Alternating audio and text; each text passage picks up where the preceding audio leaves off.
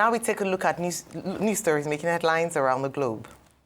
First, we look at the Buhari organization, TBO, yesterday, which declared its support for the Bola Tinubu administration, announcing that President Bola Ahmed Tinubu has earned the unalloyed loyalty of its numerous members as the 2027 election approaches.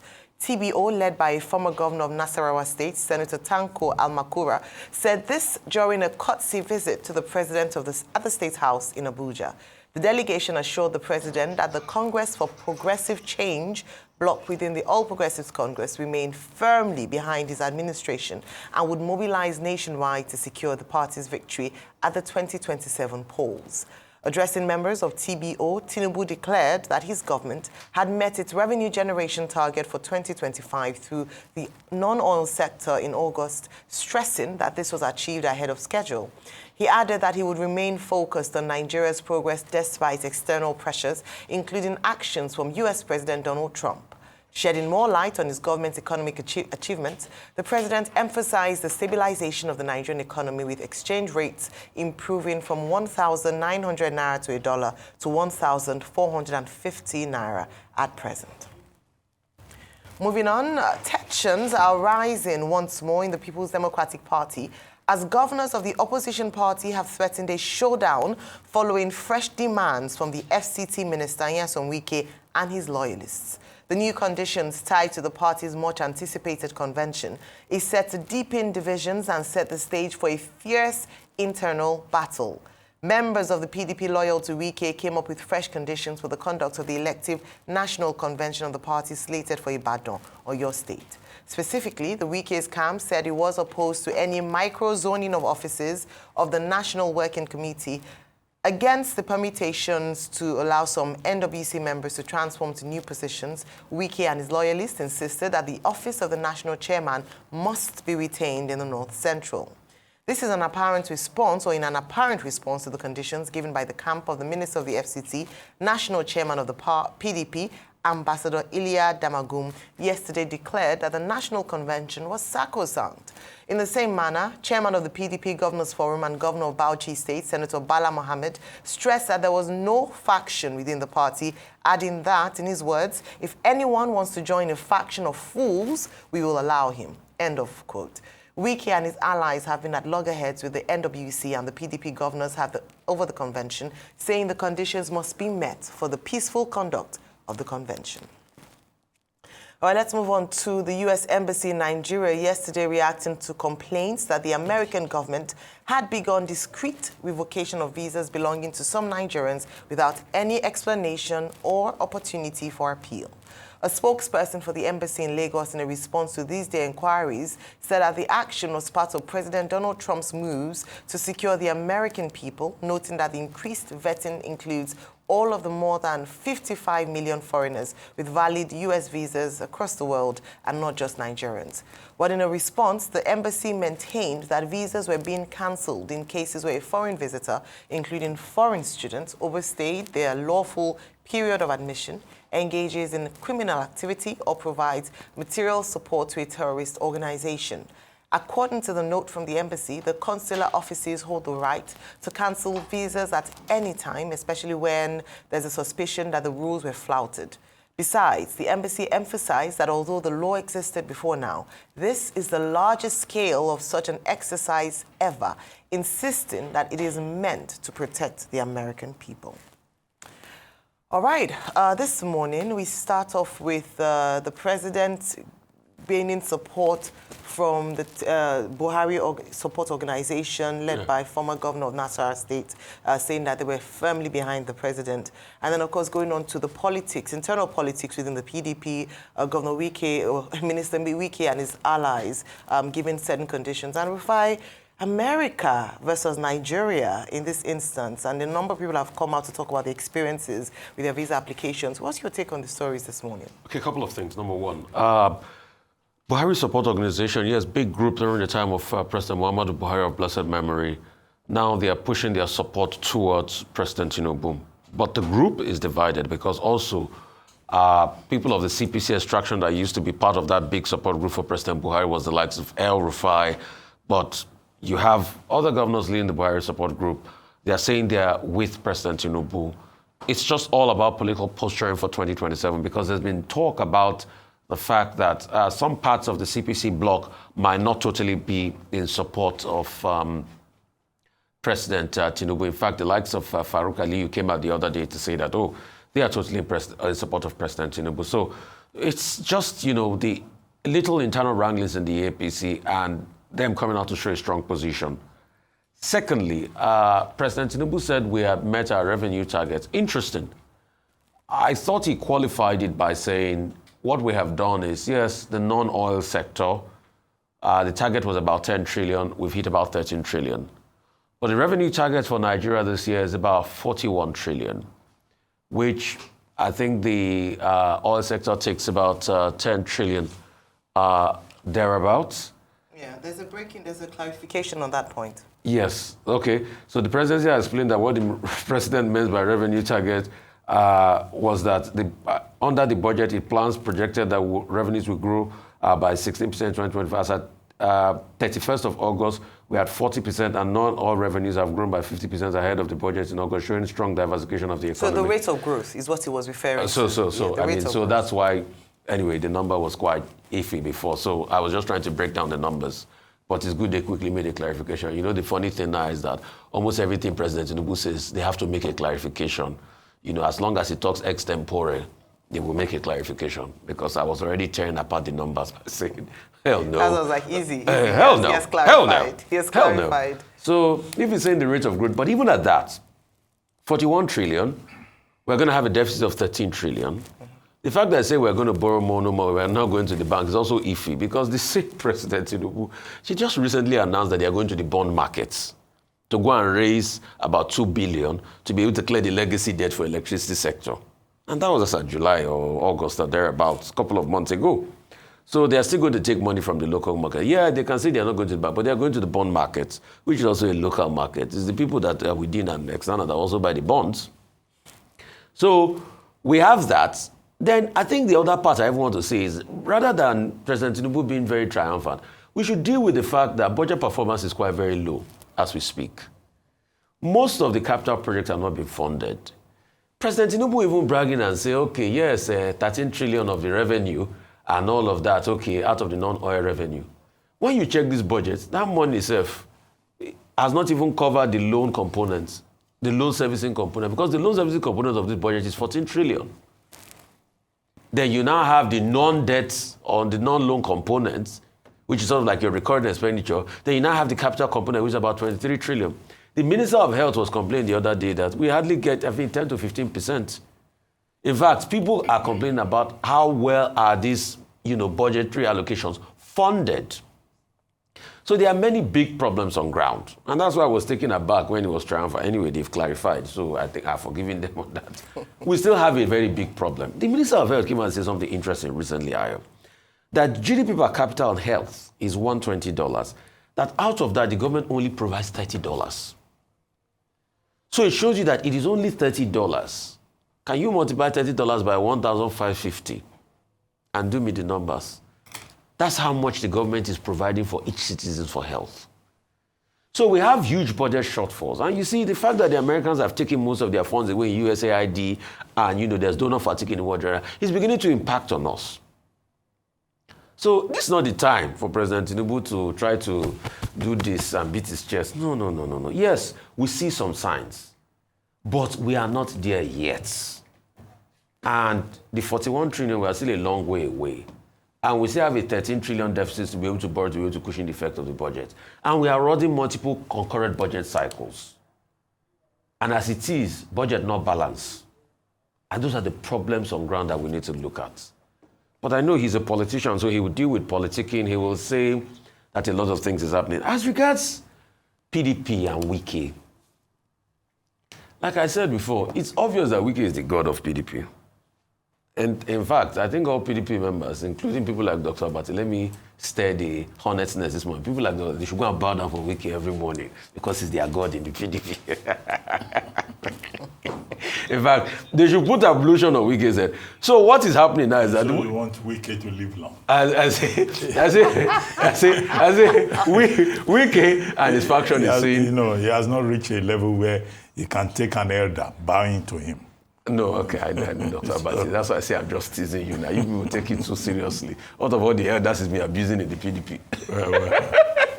So Wike is saying microzoning before convention holds conditions. Idamagunga and the other governors are saying, no, we are not going to do it this way.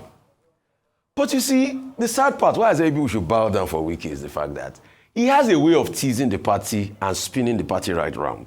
And you people in the PDP have not been able to figure it out in a while.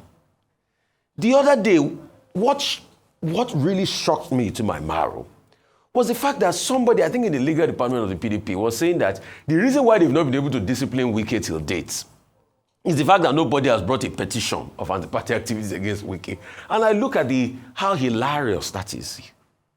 So somebody needs to bring a petition for a man that has constantly said he's going to work against the party, a man that did a press conference recently that said he's going to support President Tinubu in the next election, and he still claims he's a member of the party. So maybe the day PDP chooses to solve the Wike problem, maybe that's the day that will be the liberation day. And that's why I say the coma that they say PDP is coming out, as long as Wike is still there, see a vegetative coma. Now rest my case. Vegetative coma.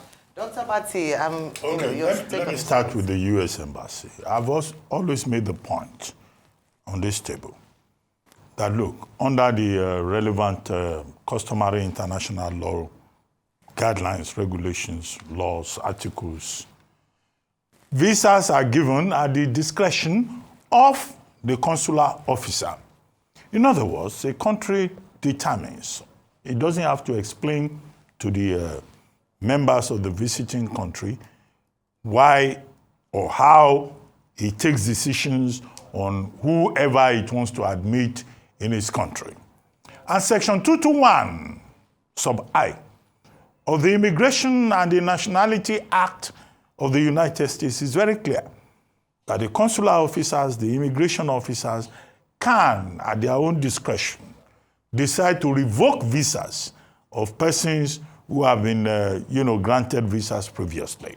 That is the context of the United States mission in Nigeria, inviting certain persons who already hold U.S. visas, be they business people or professionals or public officials or politicians, to say, look, we are taking a second look at your visa and we're going to revoke it. Come back to the embassy and your visa will be revoked. Naturally, of course, Nigerians will feel highly concerned about this, that, oh, they already have the visa. But the explanation is about U.S. national security. Now, what is this U.S. national security? It is as defined by President Donald Trump. I said President Donald Trump because it doesn't look like it's the United States, qua United States, that is taking that decision to say that persons from certain countries are not welcome. And the Trump administration already provided a list of persons, categories of persons across the world, not just Nigeria, that will not be welcome in the United States. Now, I think Nigerians should just see this as a reality under the Trump administration and to realize that basic point about, consular services, which is at the discretion of the receiving country under customary international law. However, the only option available to Nigeria, which was a statement made, I think, by one of the spokespersons of government, is that Nigeria can also adopt a reciprocal attitude. Reciprocity being a major pillar of diplomatic and consular relations. So if the United States were revoking visas, long-term visas for certain categories of Nigerians, the only option available to the Nigerian government is to also say, oh, we are also revoking visas for certain persons coming from the United States. But for Nigerians to say the U.S. cannot do that, in an America where Trump says America first and that national security first, I do not think that we hold the long end of the stick in the matter. That's that about that. 2, Now, the Buhari organization, led by Senator Al-Makura, former governor of Nasarawa State, they met with the president yesterday at the State House. Also in attendance was former Governor Masari of Katsina State. Also in attendance is the Speaker of the House of Representatives, the Right Honorable Tajuddin Abbas. And what did they go there to do? Okay, there are other persons I've seen there. The Niger State Governor was also there, Farmer Bago of Niger State. They went there to pledge loyalty to President Bola Ahmed Tinubu and to tell him that in every state where the Buhari organization is represented, TBO, as they call it, they will mobilize support for President Bola Ahmed Tinubu ahead of the 2027 election. Now, this does a number of things. Now, the TBO, if we may be very correct, they are orphans. Their leader having, passed on to glory. President Muhammadu Buhari was regarded as a folk hero in the North. People have credited to him the capacity, the capability to mobilize up to about 13 million votes. Now, those 13 million votes in the North, in the light of divisions, frictions, complaints in the northern part of the country, will be useful to President Bola Ahmed Tinubu. So symbolically, and even perhaps practically, if we go by the words of Makura and Tajuddin Abbas, they are saying that, look, we are solidly behind him. That should be reassuring for President Bola Ahmed Tinubu's political strategies. Well, beyond that, beyond the politics. So it's not people in the Southeast joining President Tinubu. It's not, or the South-South. It's not only Nyesom Wike, Minister of the FCT, mobilizing support. Now there is a group in the North that is countering, the objection to President Bola Ahmed Tinubu. So you see, politics, at the end of the day, is about strategy. And I think that Bola Ahmed Tinubu's strategies have already, started the process of focusing on their assignment. Now, the president, talking to them, made a number of points.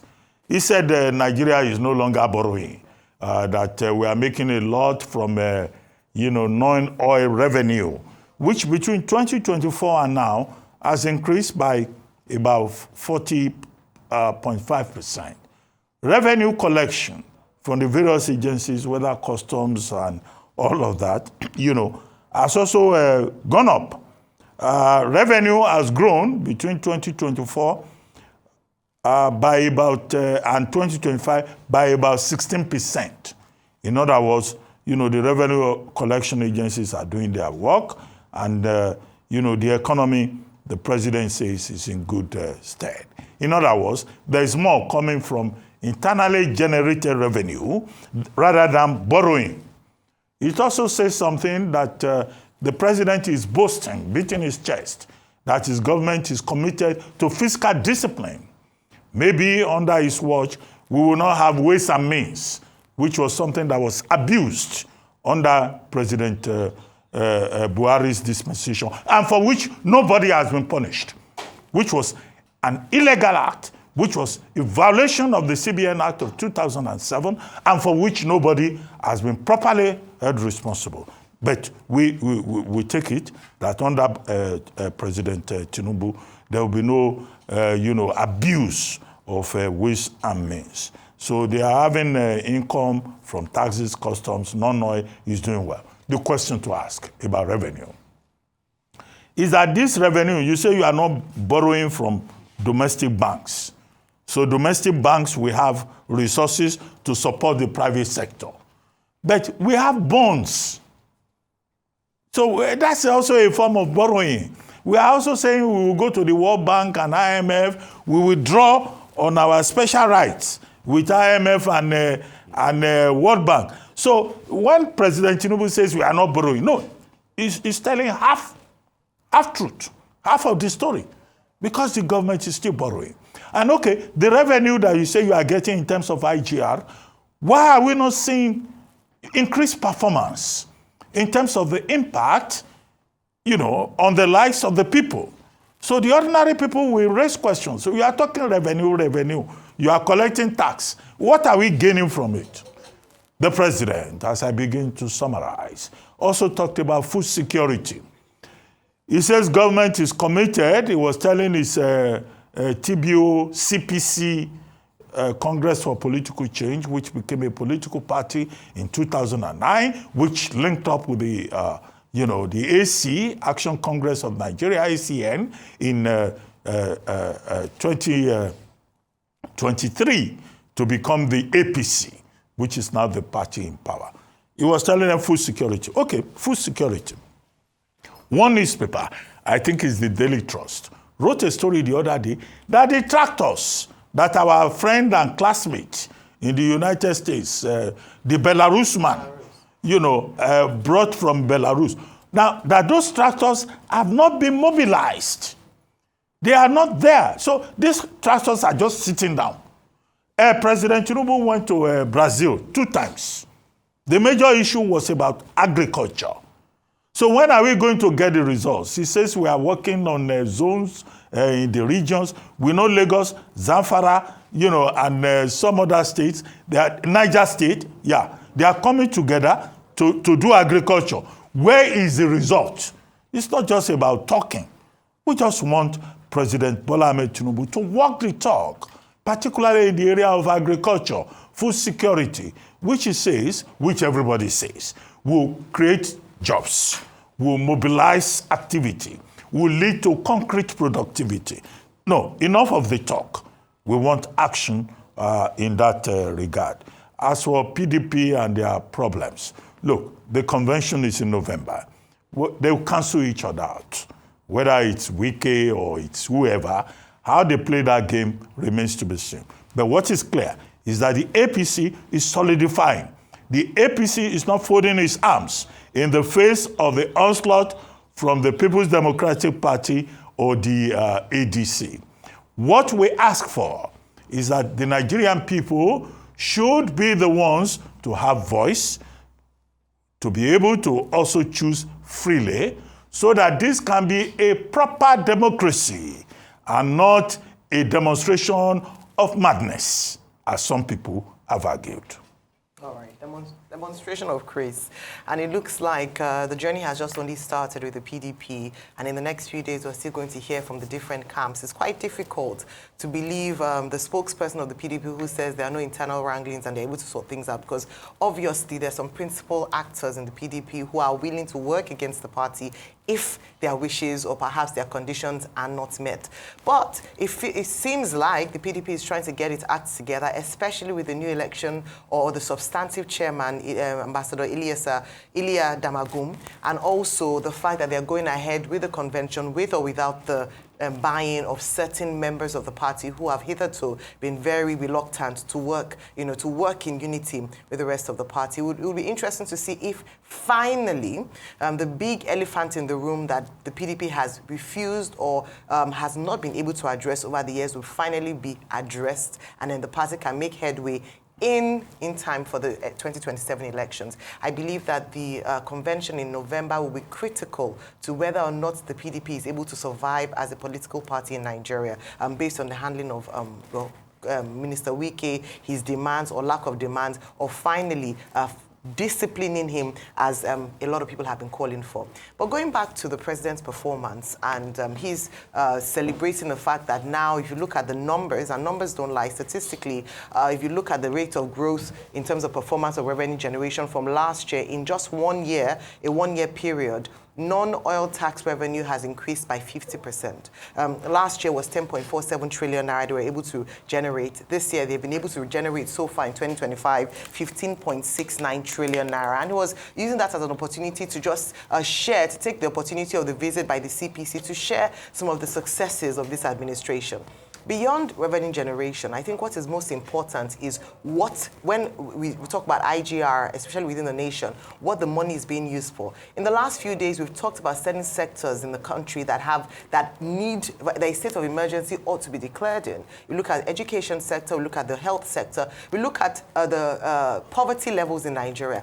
if we're talking about revenue generation, we don't want to hear reports and announcements and headlines anymore. What we want to see is how this translates to fixing these areas and the budget performance in these areas. Because a lot of times, these sectors talk about how, despite the monies announced during the budget presentation, less than half of it ends up getting to them as a result of whether it's lack of revenue generation and a lack of budget performance. So what we would like to see is a transparency in how these monies are being spent. I say this because Nigerians are feeling the pinch of this. What it means when we look at non-oil revenue is mostly taxes on the people. So we're paying more taxes. Only recently we heard of the announcement in the increase of the cost for obtaining a passport. We see customs who are working hard. We've seen the joint tax review. So we're going to pay more taxes in certain areas, or at least the tax performance will be higher. Therefore, we now have a say as to how this money is being spent. If the government is taxing the people that are being able to generate revenue from either businesses or individuals, then we must be able to see what the money is being used for. I think that's the more important detail for us this morning. Yes, well done for being able to increase the revenue, but the most important thing is not for us to have a lot of money and celebrate the fact that, okay, we're making more money. We don't want to hear white elephant projects in the next few weeks. We don't want another refurbishment of government buildings and government houses. We don't want to see more money allocated to foreign trips for healthcare and foreign trips for things that do not benefit the Nigerian people. Let us see the revenue generated actually work for the Nigerian people. A lot of people are talking about investment in the national health scheme, talk about education, investments in education, right from primary level to tertiary level. I think the most important call for me this morning for this administration is more transparency in how this money is spent and to see its impact on the Nigerian people, not just headlines. Now, finally going to the U.S. and its announcement. I feel that the response from the U.S. government, every government is there for itself. Every country protects itself, its country first. And President Donald Trump has come out right from his campaign days to talk about how he's about to make America great again by putting America first. And part of these moves was a huge clampdown on migration.